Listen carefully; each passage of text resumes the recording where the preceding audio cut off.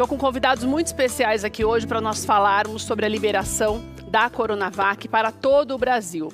O encaminhamento das vacinas já chegaram. Este primeiro lote é um lote emergencial com 6 milhões de doses e você vai entender um pouquinho mais da importância de você não titubear quando se falar na possibilidade da vacina chegar até você e você dizer não. Não faça isso. Você vai entender por que é importante que, na medida em que as pessoas forem selecionadas, elas realmente tomem a vacina. Outras vacinas também virão. Mas isso não importa agora. O que importa agora é que nós temos a Coronavac, que ela já começou a ser distribuída, que os profissionais de saúde vão ser os primeiros a serem imunizados. E você vai entender um pouquinho mais também sobre essa agenda. Houve várias mudanças na agenda de ontem para hoje, depois do aviso dessa autorização. Então você vai entender um pouquinho mais também como é que vai funcionar. Serve para você que é profissional de saúde, para você que é profissional também do ensino, que tem dúvidas no que diz respeito a isso, já que existe a possibilidade efetiva da volta às aulas presencial e em alguns lugares isso já está determinado. Para você que tem um parente com mais de 80 anos, com mais de 70 anos, que não mora em asilos, mas que mora com você, para você que faz parte do grupo de risco, para cada um destes grupos vai haver uma forma diferente para que esta vacinação seja mais efetiva. Então é importante agora, já foi aberto o cadastro aqui pelo governo do estado de São Paulo também, que você já pode se inscrever, que é para você entender, lá eles vão explicar um pouco melhor. Existem ainda muitas dúvidas, mas como o cadastro já está aberto, no seu estado, você que nos acompanha fora de São Paulo, os governos também vão começar a fazer isso para que haja pelo menos uma noção do número de pessoas que vão precisar ser vacinadas já, de imediato, e aquelas que vão poder, por conta da idade, esperar mais um pouco. Dr. Rodrigo Contreira, que é infectologista, está aqui com a gente mais uma vez para nos trazer esclarecimentos, para você entender melhor também a importância desta vacina nesse momento, desta liberação.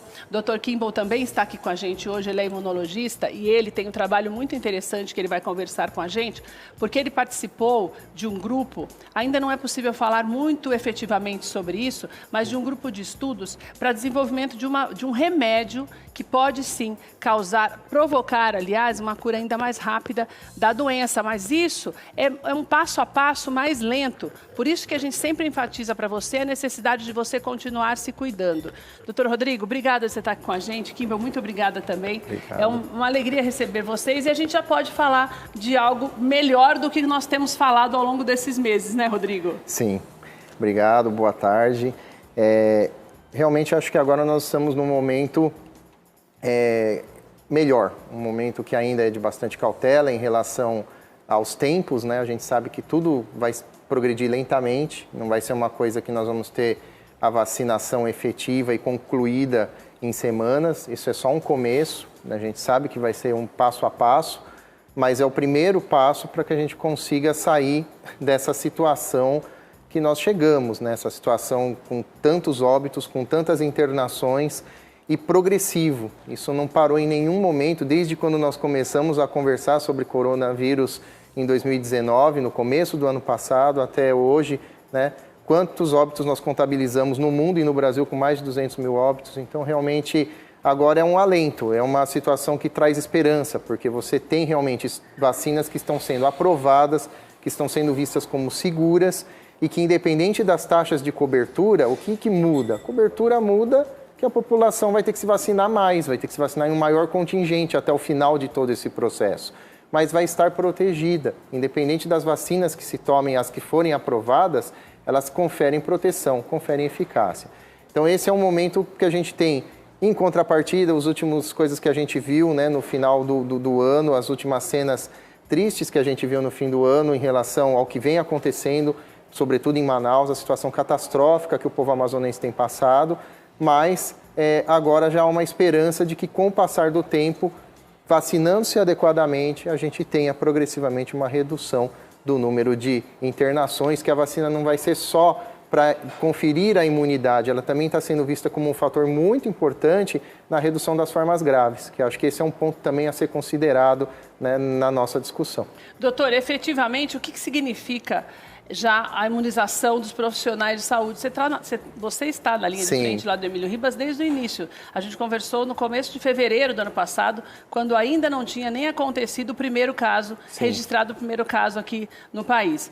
Efetivamente, o que significa esse início de vacinação para a classe dos trabalhadores da saúde? O profissional de saúde, seja ele o médico, o enfermeiro, o fisioterapeuta, né, os profissionais envolvidos na higiene e na limpeza do hospital, são profissionais que estão na linha de frente há muito tempo e que têm tido um desgaste muito grande no atendimento. Um desgaste que ele, além de ser um desgaste psicológico e emocional, natural do impacto que essa doença vem causando desde o começo, é um desgaste também ligado muito ao quê? Ao absenteísmo, a quando há uma suspeita de que ele tenha se contaminado, ele tem que colher exame, tem que ser afastado.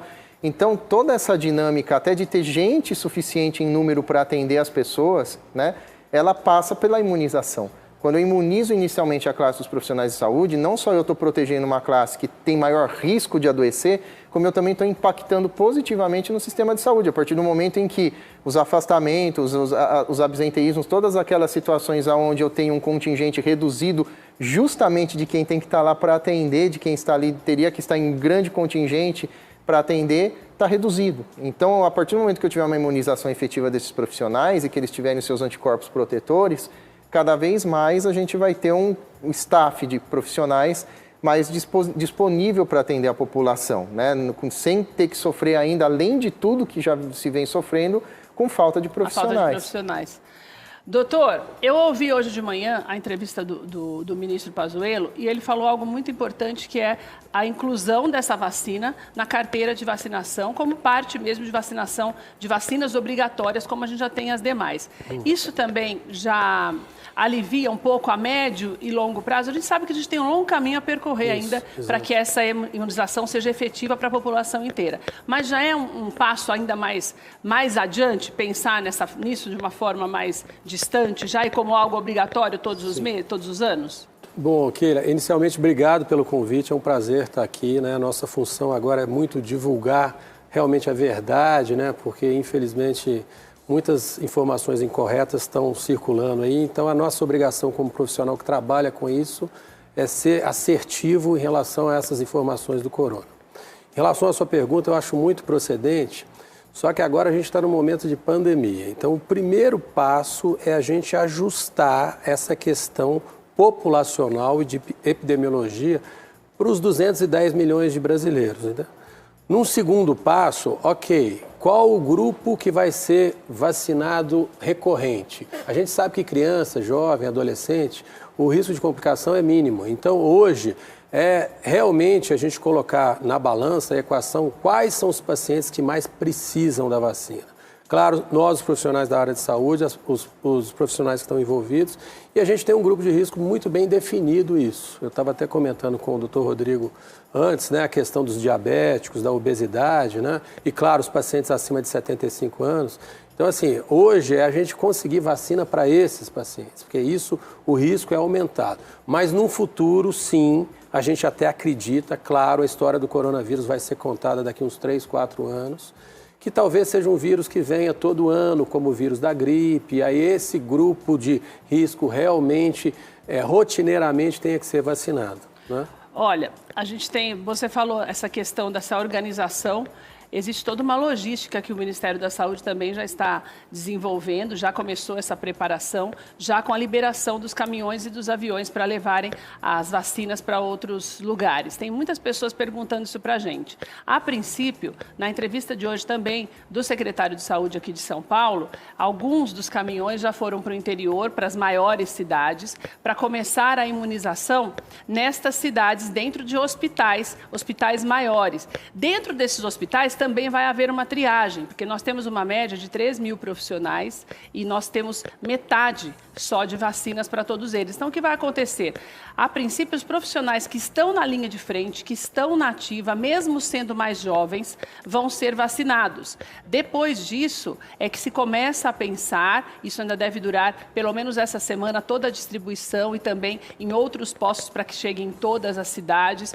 E depois desse processo, é que começa o que o Dr. Kim Dr. Kimball falou, que são os outros grupos que também são de risco, que são, isso em nível nacional, os grupos que moram dentro de asilos, que são os idosos, os indígenas que estão dentro das tribos, e tem um detalhe importante também, por isso que é importante que você faça a tua inscrição no site, para que eles tenham a noção de quantas pessoas precisam ser vacinadas neste primeiro momento, porque algumas pessoas com deficiências, são deficiências específicas, é que vão ser atendidas primeiro. Então, está sendo tudo feito de uma maneira muito rigorosa e muito detalhada, para que as pessoas que realmente correm mais risco de morte ao serem contagiadas, elas realmente possam ser imunizadas. E a gente tem algumas perguntas que a gente selecionou, eu vou pedir para vocês assistirem comigo, e daí vocês vão revezando para responder, para que as pessoas também fiquem mais tranquilas. Vou pedir para soltar uma de vídeo primeiro, para já os nossos médicos, os nossos convidados hoje, já te ajudarem. É bom que elucida você também que está na sua casa e tem a mesma dúvida. Eu tenho medo de incentivar os meus pais a tomarem a vacina e ter algum efeito colateral. É possível acontecer? Efeito colateral, doutor, é possível acontecer? Os efeitos colaterais da vacina, como qualquer vacina, né, existem efeitos colaterais que são considerados brandos, né, que são aqueles efeitos que qualquer um de nós pode sentir na hora de uma aplicação. Dor no local da aplicação, eventualmente uma pequena vermelhidão no local da aplicação.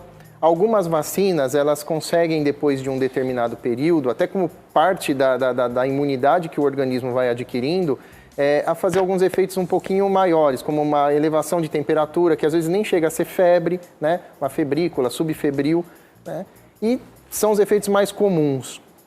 Geralmente são passageiros, duram 1 a 2 dias, às vezes os da aplicação só no momento, não envolve necessidade de nenhum medicamento específico, hospitalização muito menos, são eventos esperados e jamais contraindicam, né, a retomar uma vacina, ter que revacinar se for o caso, se for necessário. Isso independente da idade? Isso independente da idade, né, a gente sabe que esses eventos são variáveis, né, tem populações que são variáveis conforme a população e conforme a vacina, às vezes dependendo do tipo de vacina.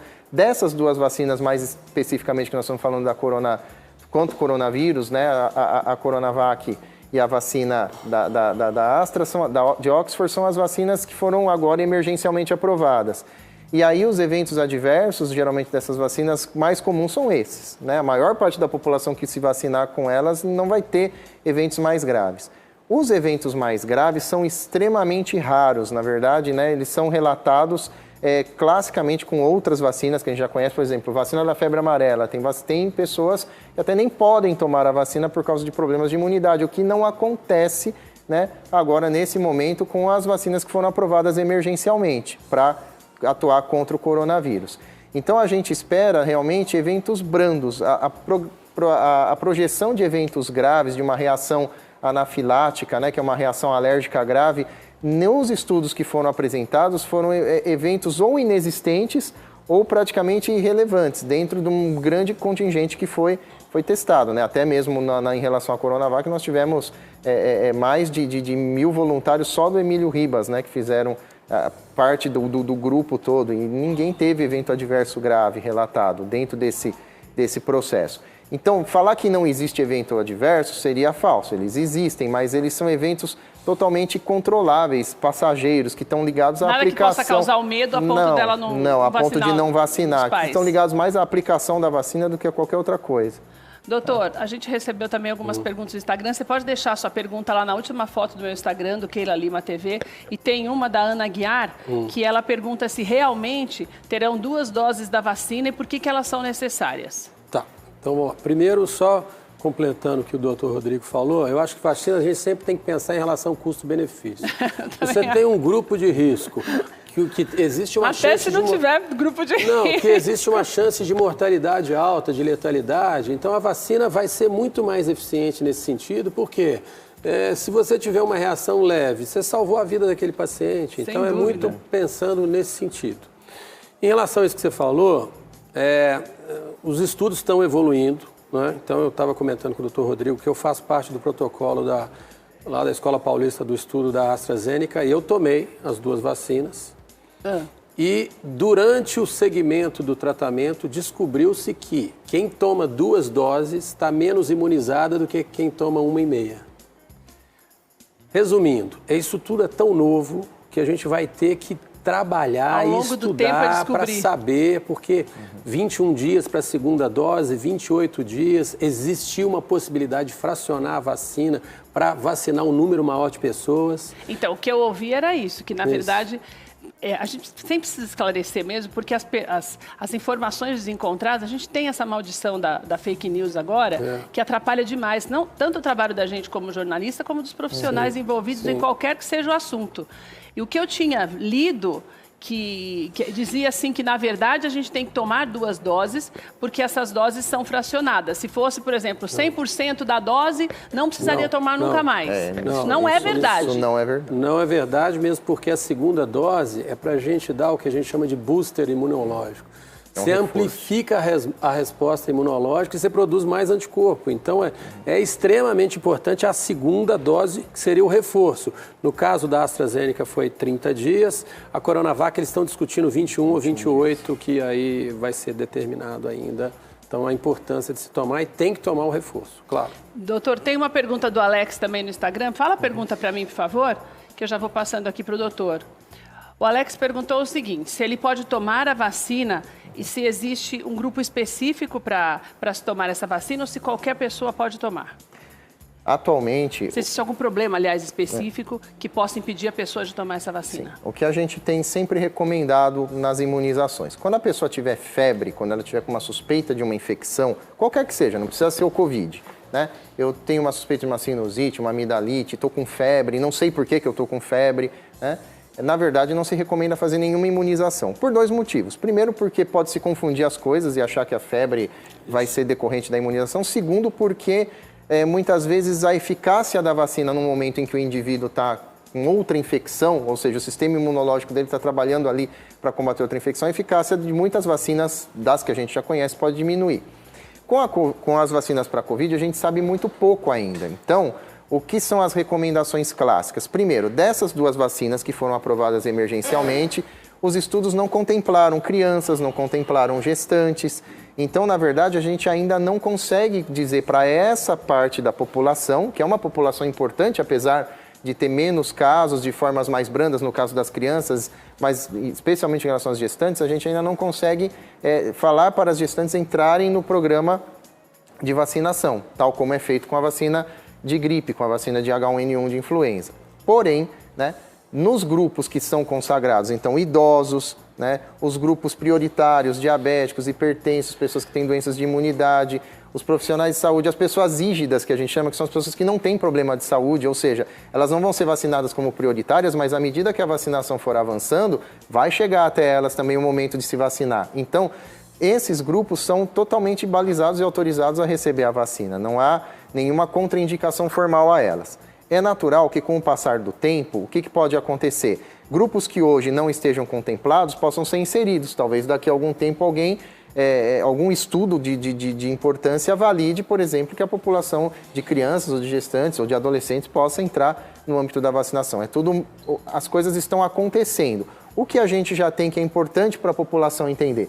Nós temos agora uma situação emergencial. Essas vacinas foram aprovadas em caráter emergencial. Quem acompanhou ontem a discussão toda da Anvisa, aquela discussão longa, prolongada, né, que eles fazem normalmente, é uma discussão técnica, mas é que ontem a diferença é que foi televisiva, foi transmitida.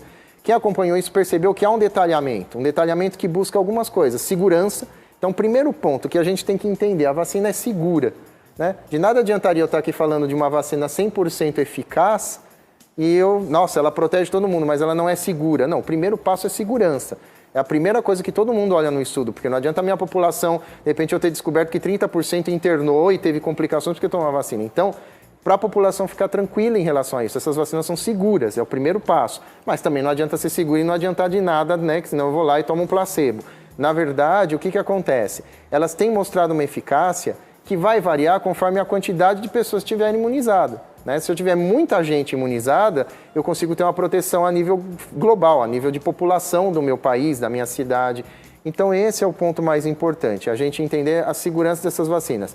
Em relação às indicações, elas têm indicações formais agora, que estão privilegiando grupos de risco prioritários, E à medida que os meses forem passando e que a gente entender um pouco também como vai ser a capacidade de produção dessas vacinas no país, e não vai ser só o Instituto Butantan que vai estar fazendo uma vacina, provavelmente isso vai avançar com outros, né? Então a gente vai entender o seguinte, o país, com o seu Programa Nacional de Imunização, vai conseguir chegar em outras pessoas. E é por isso que é importante esta vacinação. Nós estamos fazendo esse programa especial hoje para te ensinar mesmo, para que você entenda e abra a sua mente e realmente se prepare para essa vacinação. Não é, paizinho? Boa tarde, Apóstolo. Boa tarde, Keilinha. Boa tarde, Dr. Rodrigo Contreiras. Boa tarde. Boa tarde, Dr. Kimball. É uma alegria muito grande estar aqui com vocês nesse momento tão importante e falando sobre esse tema que, na verdade, ele é fundamental frente a essa pandemia que nós estamos enfrentando. Então, realmente, nós precisamos da opinião abalizada daqueles que conhecem profundamente o assunto e é claro que eu posso falar somente sob o ponto de vista espiritual e do meu conhecimento das minhas conversas aí com o Dr. Kimball e outros que eu vou me informando e as informações que nós temos do nosso dia a dia. Então é uma grande alegria nós estarmos aqui juntos e estou também à disposição e gostaria de colocar antecipadamente qual é o nosso ponto de vista, o meu ponto de vista pessoal e também aquilo que é a perspectiva espiritual em relação à vacina. Né? Em primeiro lugar, o meu ponto de vista pessoal, a partir do momento que nós temos uma vacina que foi autorizada pela Anvisa e que está disponível, é muito importante que todos nós recorramos a ela e que o máximo possível de pessoas sejam vacinadas para que a gente possa ter então essa imunidade desejada e nós vençamos essa pandemia que está realmente num ponto extremo, não só no Brasil, mas no mundo inteiro. Então isso é muito importante que nós nos vacinemos. E eu, particularmente, também vou, muito embora eu já tenha tido o Covid, tenha sido assintomático e tenho também uma imunidade boa, segundo os últimos exames que eu fiz. E aí, inclusive, eu gostaria da opinião dos nossos queridos doutores, no meu caso, se eu devo ou não tomar a vacina. Quem já teve... Isso é uma pergunta, pai, que várias pessoas também deixaram para a gente no Instagram, gravaram a pergunta também por vídeo. Várias pessoas têm essa dúvida. Se quem já teve... Eu tenho a disposição de tomar a vacina. Não tem o menor problema, né, pai? Pelo contrário, né? Não, pelo contrário. A minha vida inteira eu tomei vacina. Tomei vacina para sarampo, catapora, gripe, rubéola, até... Já tive croup, então, na verdade, a nossa história é com vacinas. Então, essa seria uma a mais. Mas eu, particularmente, gostaria de colocar essa minha dúvida aí para os doutores. Doutor. Bom, Apóstolo, um abraço, meu amigo. A gente conversa muito, né? Até nas madrugadas, né? Bom, claro, por que tem que tomar? Mesmo o Apóstolo que eu acompanhei e já teve o Covid, porque a gente não sabe quanto tempo vai durar a imunidade do paciente. Então, o fato de, se você tivesse uma doença que tivesse te dado uma imunidade permanente, ok, você vai tomar, você vai ter a doença, não vai ter mais. A gente não tem esse conhecimento do Covid ainda. É muito recente, né? Muito recente. Muito então, recente. A indicação que o doutor Rodrigo bem comentou, a gente tem que criar a famosa imunidade de rebanho. Quanto mais pessoas vacinadas e protegidas, menos o vírus vai nos usar como vetor. Então, se você, às vezes, não é do grupo de risco e você tem aquela opinião, não, mas eu não teria problema, eu sou jovem, eu não sou obeso, eu não sou diabético, mas você pode estar levando o vírus para dentro da sua casa, para o seu pai, para sua mãe, para o seu avô, para a sua avó. Então, é uma questão, assim, de todo mundo estar engajado nisso e já respondendo à dúvida do Apóstolo, sim, eu aconselharia ele tomar a vacina, mesmo ele tendo tido a infecção. Agora, essas pessoas que já foram infectadas, que já tiveram a doença, elas, mesmo tendo mais de 60 anos, elas continuam entrando nesse grupo de risco e são vacinadas primeiro, ou o fato delas já terem tido a doença faz com que elas possam ir para o final da fila? O grupo de risco, ele prioriza a idade. Tá. Né? Ele prioriza a idade. Na verdade, no ato da imunização, não vai estar sendo avaliado tão somente se ela já teve ou não a doença, inclusive por essa questão da durabilidade dos anticorpos, né? Tem muitos estudos mostrando que os mais recentes falando que essa durabilidade é variável, mas que não é uma durabilidade prolongada, né? Como o Dr. Kimball colocou. Então, na verdade, a gente preconiza que o que prevalece aqui é a faixa etária, é o indivíduo, né, ter a sua imunização. Logicamente, as pessoas que tiveram coronavírus mais recentemente, quem teve coronavírus em novembro, dezembro, tende a ter um nível de anticorpo ainda da doença que vai durar mais alguns meses, né? Do que aquele que teve em março, abril, que talvez agora nem tenha anticorpos protetores mais. Como isso é uma situação muito difícil de ser avaliado do ponto de vista de saúde coletiva, porque não dá para a gente ficar dosando os anticorpos de todo mundo, né, de toda a população mês a mês, para ver se teve contato, se o anticorpo sumiu, se... Então, a orientação ela acaba sendo mais global, ela acaba sendo referente à faixa etária, a fator de risco, que é isso que deve ser priorizado. Ô pai, uma coisa que eu acho importante, eles falavam no meu aqui... caso, Elinha,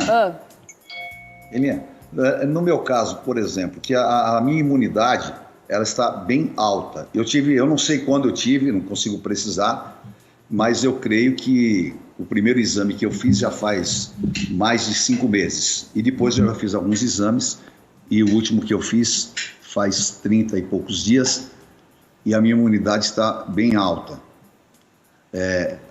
A dúvida é, tomando a vacina, essa imunidade, ela pode, existe isso, extrapolar, ou então ela realmente passar dos níveis que deveria ou não?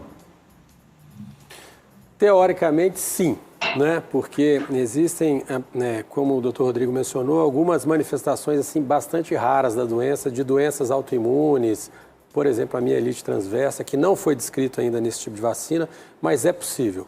Por outro lado, a questão dos anticorpos, as pessoas têm que entender que os anticorpos, às vezes, eles estão lá num nível suficiente, mas não são anticorpos que são bloqueadores do vírus. Então, somente a presença do anticorpo não quer dizer que a imunidade do paciente está ok em relação ao vírus. Mesmo porque a gente tem que lembrar que o principal mecanismo de combate ao vírus não é anticorpo, é celular. É uma célula que a gente tem que chama linfócito T. Então, isso que determina o tanto que a gente está protegido ou não da doença, lembrando que hoje já é comprovado, já está publicado a questão da reinfecção. Pacientes que tiveram coronavírus melhoraram e depois tiveram novamente. Então, só essa questão da reinfecção já nos autoriza, nesse momento, a indicar para os pacientes que sim, uma vacinação seria importante para a gente criar essa famosa imunidade de rebanho. Pai? Perfeito, ótimo. Então, vou tomar vacina. Pai, uma coisa que eles falavam aqui no começo do programa, que eu acho importante, é que a gente tem um longo caminho para percorrer até que toda a população seja vacinada. E por conta disso, da necessidade de todo o afastamento que a gente já tem seguido como regra mesmo nas igrejas. E que muitas vezes as pessoas se recusam a entender da necessidade de continuar prezando o isolamento, o uso de máscara, como nós temos feito em todos os nossos prédios, né? Isso é importante também, né? Não, isso é fundamental. Inclusive, nós temos alguns vídeos que orientam as pessoas a isso e nós temos seguido o protocolo e sabemos que é importante e fundamental. Nós não podemos baixar a guarda porque nós sabemos a gravidade da doença e também o quanto que ela é transmissível. Então, nós continuamos mantendo todos os protocolos de distância e também de higiene e higienização também dos prédios. E a gente sabe que, infelizmente, nós não temos como controlar isso em termos da população geral, porque ainda se usa transporte coletivo e tudo mais, mas em relação específica ao nosso caso, em termos das nossas igrejas, sempre essa será a nossa recomendação e aquilo que nós fazemos e sempre recomendamos, tá? Tenha rigor absoluto em todos os procedimentos que são necessários dentro daquilo que nós já temos aí pré-estabelecido, que é o distanciamento, que é o uso do álcool gel e no nosso caso, nas igrejas nós temos a nossa cabine de descontaminação e fazemos sempre, claro, a higienização dos templos, que é muito, muito importante. E vamos continuar, óbvio, porque a gente sabe que é um longo caminho e nós precisamos de ter exatamente essa imunização que é chamada de rebanho, que a gente tem uma parcela da população vacinada, e nós sabemos também que a gente tem aí um problema que é a produção da vacina. Hoje mesmo,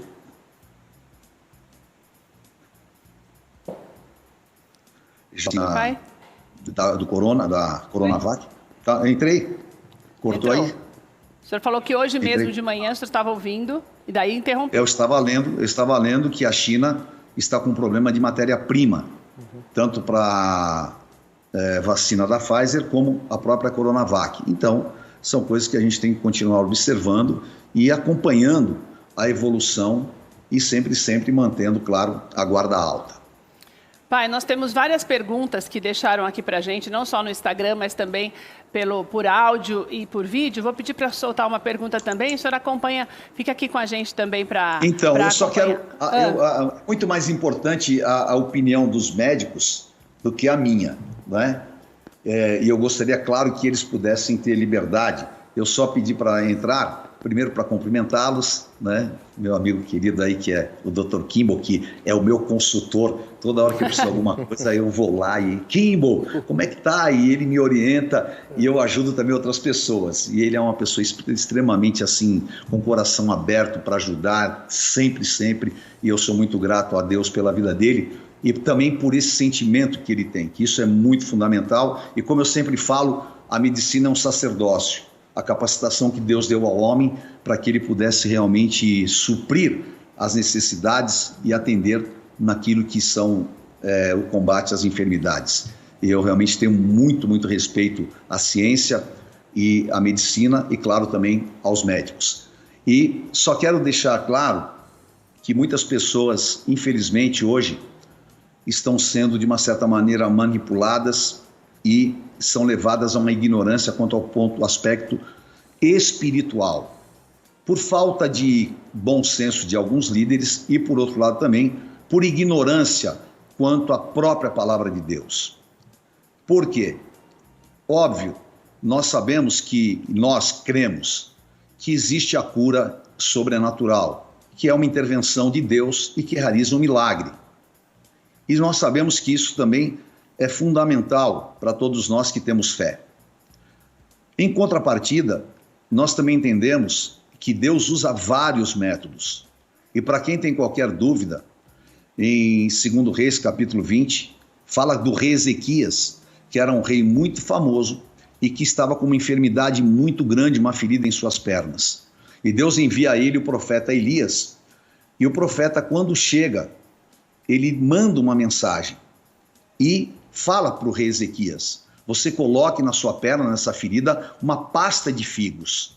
E ele põe aquela pasta de figos e tem uma recuperação e uma cura. Então, exatamente, Deus usou ali ervas medicinais para que a cura se processasse. Então, se Deus deu luz à ciência, capacitou os homens e nós temos a vacina, ela também é um método, é um caminho de cura e que nós precisamos, obviamente, de usá-lo.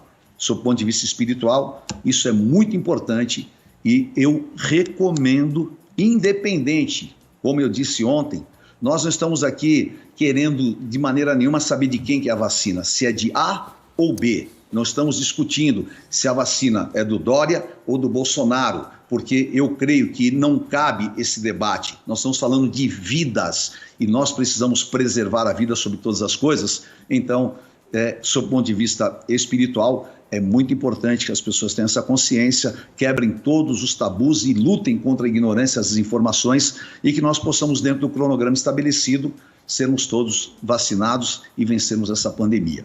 Ok? Então essa era a minha participação. Eu quero agradecer aí ao Dr. Rodrigo, ao meu querido Dr. Kimball e a você, Keilinha, e que eu vou ficar aqui ligado. Vou ficar ligado porque esse assunto me interessa demais e eu estou aqui ligado. Qualquer coisa também eu dou um pitaco aí. Pode chamar. As minhas dúvidas.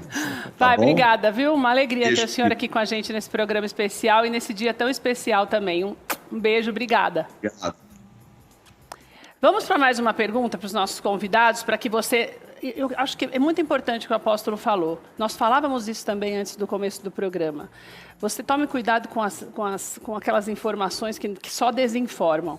porque isso pode te afastar daquilo que é a única possibilidade que nós temos para realmente voltarmos a ter a nossa vida normal. Então, é muito importante que você seja aberto para entender da necessidade dessa vacina. Pode colocar na tela mais uma pergunta para mim, por favor? Ela teve Covid em julho do ano passado. Ela tem 86 anos. Ela precisa ser vacinada?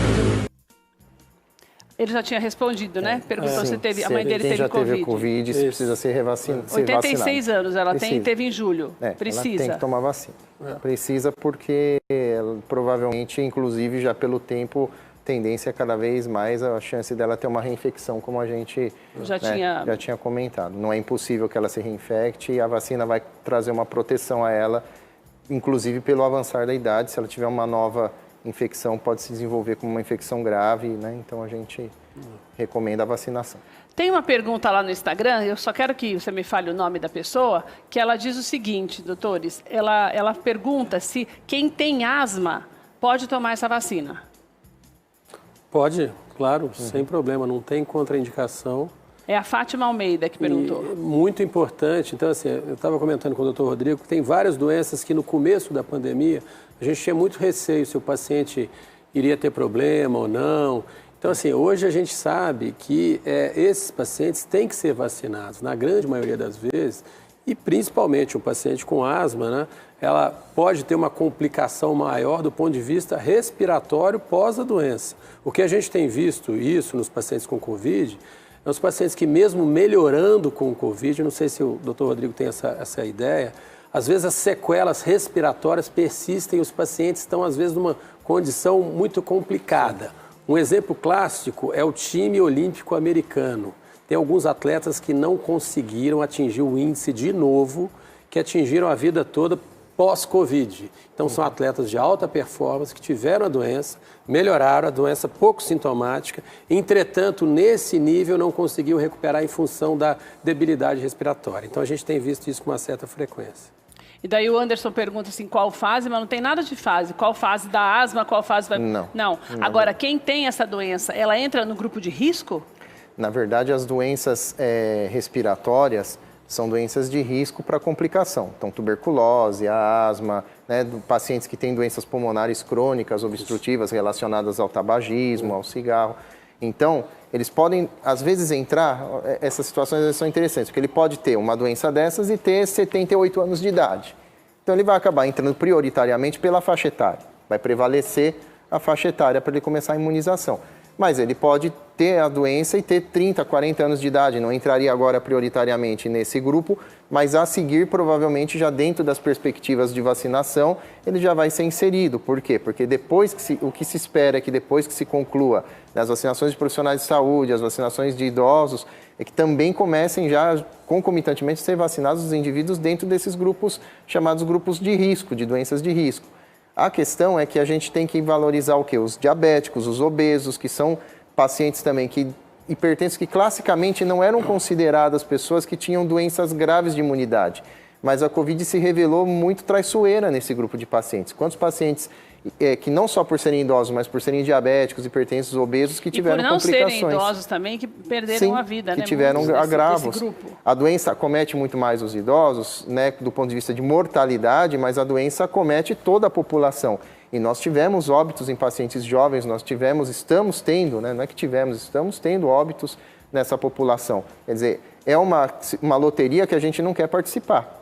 Essa é a verdade, a gente não está aqui pensando, né, que olha, eu tenho pouco risco, muito risco. Essa é um risco, uma porcentagem que eu não quero calcular, eu não quero correr esse risco. Eu sou jovem, eu não sou, eu faço exercício, eu não faço, eu não tenho doenças, eu tenho.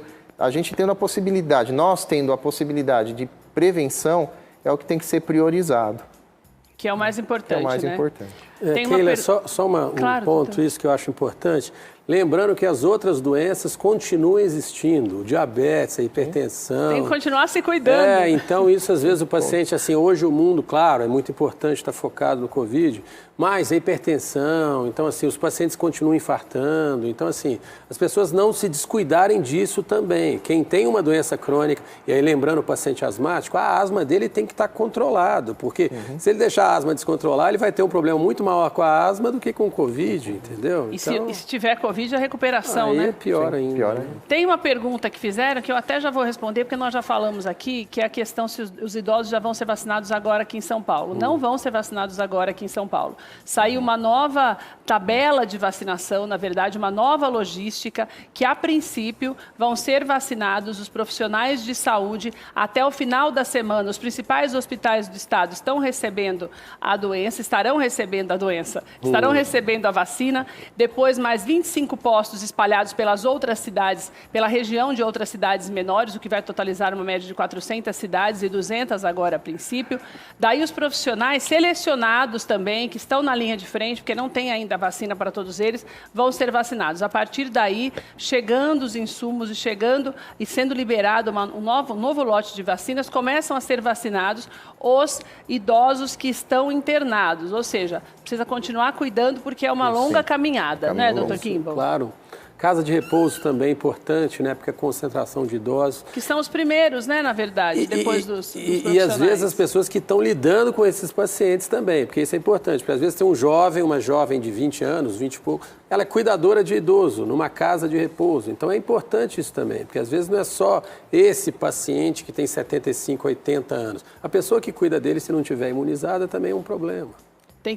Acho que isso também eles estão pensando, que a mesma logística que eles estão fazendo em selecionar os profissionais da saúde que estão na ativa, né? Claro, claro. Eu queria uma pergunta de áudio, pode jogar para a gente poder ouvir aqui, os doutores responderem, por favor. Você pode também deixar a sua pergunta para a gente, nós estamos, na medida do possível, respondendo todas as dúvidas, justamente para que você se sinta tranquilo e à vontade, apenas para esperar a sua vez, mas que você saiba que quando chegar você deve se vacinar. Pode colocar. Quem não pode tomar a vacina de jeito nenhum? Tem gente que não pode tomar de jeito nenhum? Quem não pode tomar vacina de jeito nenhum, né? Essa é a pergunta. Na verdade, a contraindicação absoluta das vacinas, e dessa também não é diferente, é quando é uma contraindicação relacionada a alguma alergia prévia, ou seja, já tomou e teve uma reação alérgica grave, né? Ou quando é alguma alergia a um componente da vacina, né? Como se trata de uma vacina aprovada em caráter emergencial e dos estudos que ela foi submetida, não teve nenhum evento adverso grave na população estudada, uma contraindicação absoluta à vacina ainda a gente não teve. O que a gente tem são contraindicações relativas, né? E existe todo um histórico nas vacinações do histórico da alergia ao ovo, por exemplo, né? As pessoas que têm alergia ao ovo que não podem tomar vacina. Mas isso, na verdade, são vacinas consagradas que vão sendo desenvolvidas, que isso não é uma relação do que a gente está falando agora com a Coronavac ou com a vacina da AstraZeneca, né? E nem mesmo em relação à discussão da vacina da Pfizer. Então, que ainda não veio para cá, né? Então, das vacinas que estão sendo aprovadas, estão em fase 3, as que foram aprovadas emergencialmente aqui, a gente ainda não tem nenhuma contraindicação absoluta, uma pessoa que não pode tomar essa vacina de jeito nenhum. Nesse momento, pelos estudos, as crianças, adolescentes e gestantes não estão contemplados, carecem ainda de maiores evidências para poder estarem liberadas a serem imunizados. Mas isso não quer dizer que no futuro elas não possam ser. São apenas a carência de estudos até o momento. Agora, por exemplo, uma pessoa que já tomou uma vacina e realmente deu uma alergia, tem como fazer um exame para saber se eu tenho alergia a algum componente especificamente dessa doença, doutor?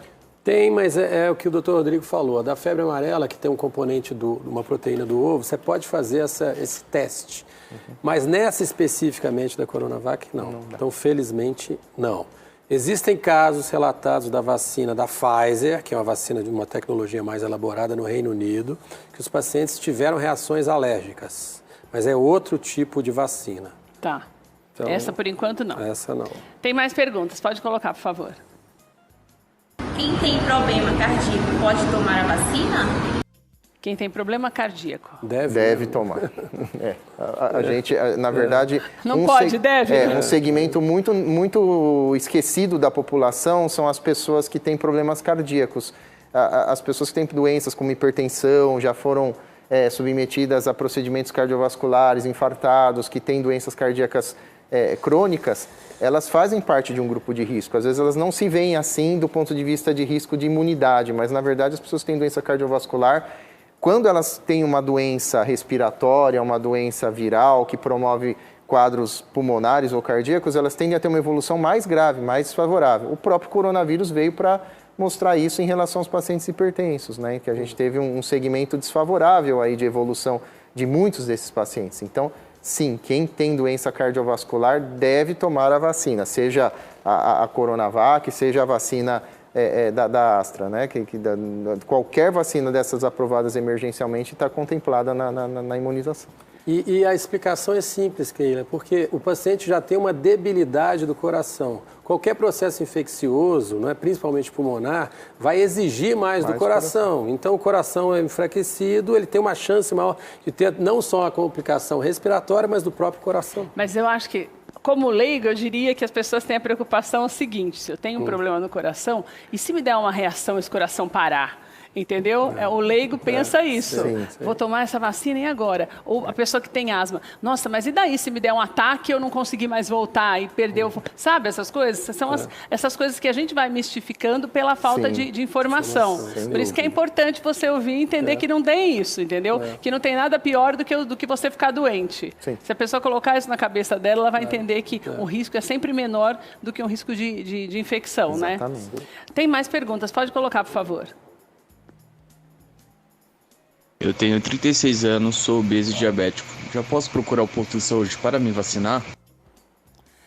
Se fosse fácil assim, né? Só procurar o posto de saúde mas particularmente é um grupo, eu estava comentando com o Dr. Rodrigo, que nos preocupa muito. Obeso, diabético, o índice de complicação é muito grande. O paciente obeso, por si só, ele já é inflamado. E o diabetes, ele provoca o que a gente estava comentando. O paciente tem mais oportunidade de ter uma coisa que a gente chama de tempestade de citocina, que ele libera um processo inflamatório tão grande, e aí esse paciente, quando adquire a forma grave da doença, é muito mais difícil de sair. Mais do que idoso, é um grupo de risco? Teoricamente, sim. Tão grave quanto. Agora, a questão é a quantidade de vacina, né? Claro que eles estão fazendo as fases da vacina. Se tivesse aí 20 milhões de vacinas, eu não tenho dúvida que os pacientes obesos e diabéticos estariam já incorporados, porque a gente vê isso, a evolução clínica desses pacientes muito ruim. Até respondendo a pergunta dele, né, se ele tem indicação de vacinar primeiro, se ele poderia já procurar um posto, ele só, infelizmente, não vai conseguir vacinar agora, porque a gente ainda não tem a logística necessária para a distribuição de tantas quantidades, como o Kimball colocou. Mas a verdade é que a indicação existe, e assim que isso for possível, ele tem que procurar, tem que vacinar. Olha, tem mais algumas perguntas, eu vou passar para vocês, para ninguém ficar em dúvida. Pode jogar mais uma pergunta de áudio, por favor.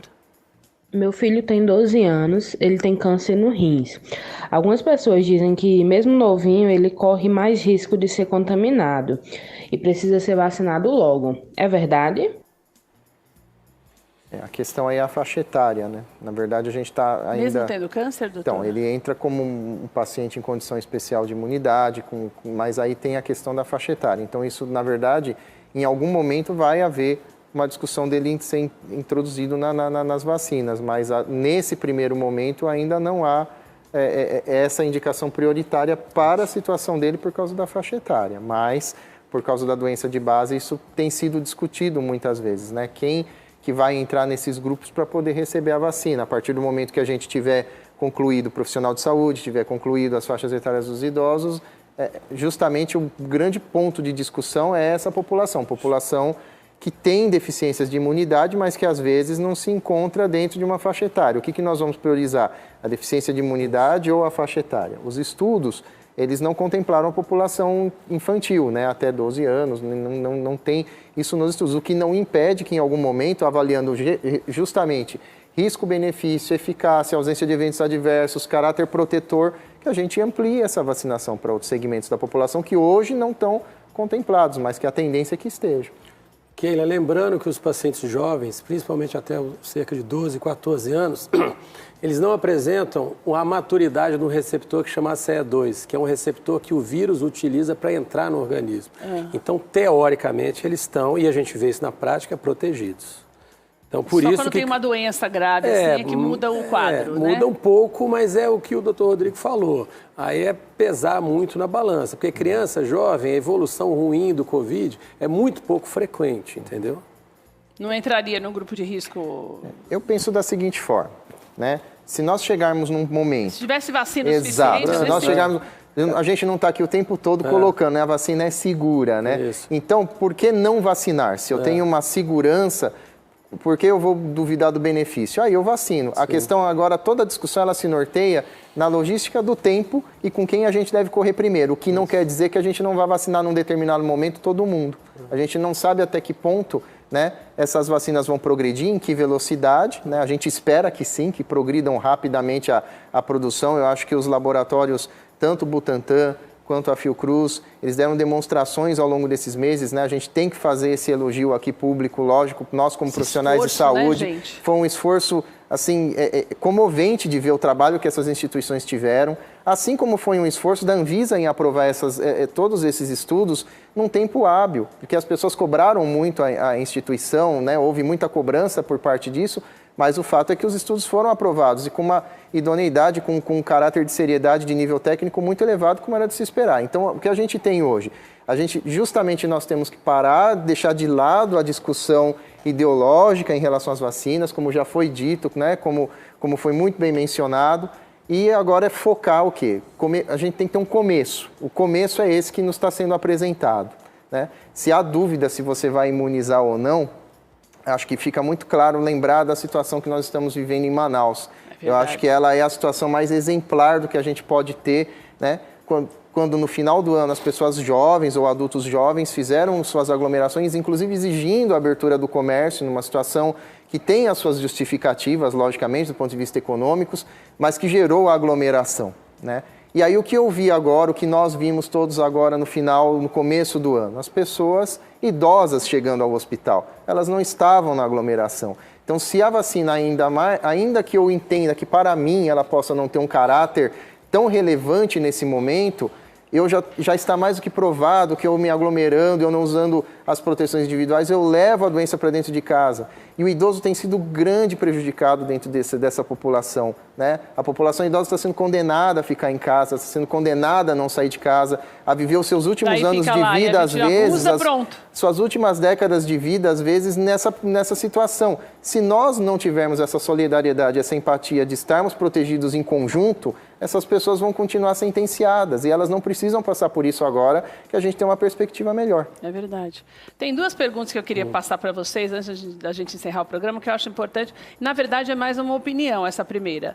Que muito se falou, eu ouvi muito isso na semana passada, da possibilidade de clínicas particulares cobrarem para a aplicação de vacina. Sim. Vocês são contra ou a favor? A favor. A favor? Sim, acho que sim. E existe essa possibilidade dentro daquilo que vocês Existe, porque tem uma associação... Porque tem uma pergunta de quem que é essa pergunta? Alguém perguntou isso, o João, né? O João Sudário perguntou isso, se isso vai acontecer. Tem uma associação das clínicas privadas de imunização, que eles fizeram uma viagem para a Índia, infelizmente no primeiro momento eles não conseguiram.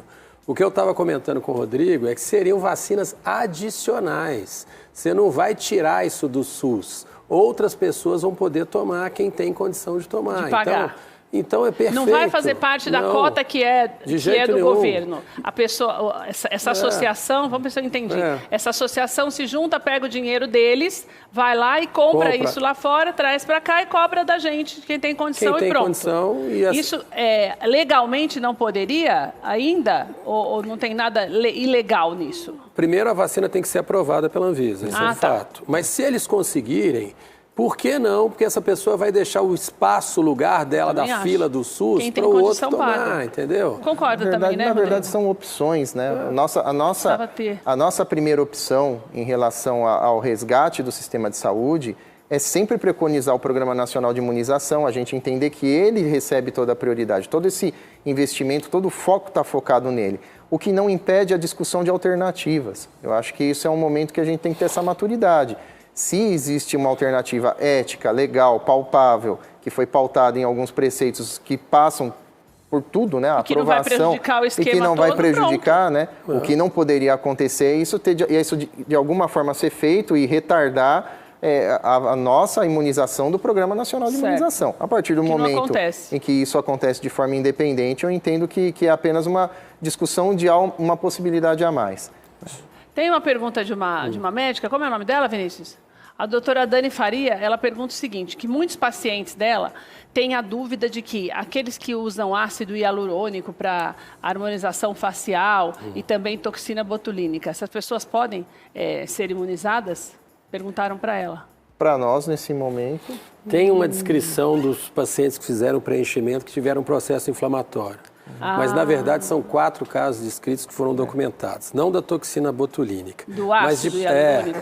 Mas de preenchimento. Então, assim, mais uma vez, é o que eu estava comentando com o doutor Rodrigo. A gente está aprendendo muito. Mas só te interrompendo. Daí, por exemplo, quando você fala de um processo inflamatório, significa que a pessoa pode se prejudicar muito e até morrer? Ou ainda assim é melhor vacinar? Não, esses casos que foram descritos, não é morte, mas é inflamação no local que você teve o preenchimento.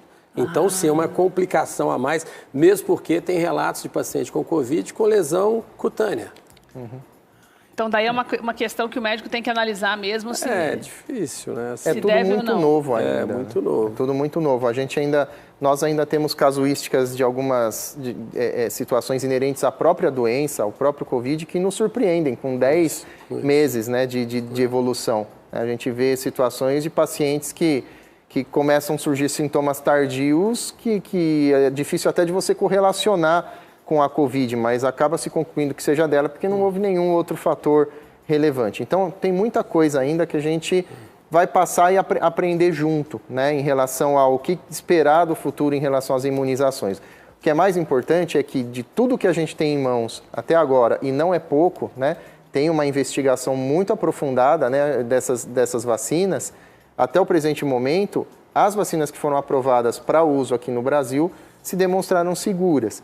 Variaram em seus níveis de eficácia, mas isso também já ficou demonstrado que essa variação ela diz muito mais respeito à quantidade de pessoas que deve estar protegida do que propriamente ao êxito individual da vacina. Então, o importante é que a gente entenda que isso é uma campanha, a gente entenda que isso é um movimento conjunto, que as pessoas têm que fazer as suas imunizações, isso do ponto de vista de saúde coletiva, de saúde pública, é a nossa grande arma. Nós vamos depender de vários personagens nesse processo, vários personagens nesse processo, que não envolve só a população a ser vacinada. Tem toda uma logística, tem os nossos governantes, tem as logísticas dos sistemas de saúde, tem a rede nacional de imunização, tem a distribuição, tem os insumos que estão lá fora e a gente está esperando insumo chegar para continuar a produção.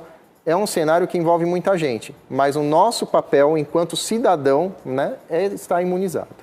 Doutor? O que eu acho importante, uma mensagem, eu até tenho comentado isso muito com o apóstolo, é que diante de toda essa coisa ruim, né, essa desgraça mundial, todas as guerras, as pandemias na história da humanidade serviram para a medicina evoluir, e se evoluiu muito. Nós estamos falando de 10 meses do surgimento do vírus em fevereiro, ao final do ano, a gente ter vacina, e algumas vacinas com a tecnologia, como o RNA mensageiro, que a Pfizer utiliza, que não é nenhuma dessas, que vai mudar a perspectiva do futuro para a medicina em relação à imunização. Eu estava comentando isso quando de um modo geral, daí. Para todas as doenças. Então, a gente andou um ano que demoraria 10. Então, isso é o ponto positivo. Claro, com todo respeito às pessoas que perderam os entes queridos, às pessoas que estão doentes. Lógico. Mas, do ponto de vista da humanidade, foi uma evolução. Quando tem vontade política, dinheiro e tempo para fazer isso, a gente consegue muita coisa. E uma organizaçãozinha também ajuda, né? Sim. Tudo bem organizado é mais fácil, né? Sim. Meninos, quero agradecer demais vocês estarem aqui com a gente hoje. Muito obrigada.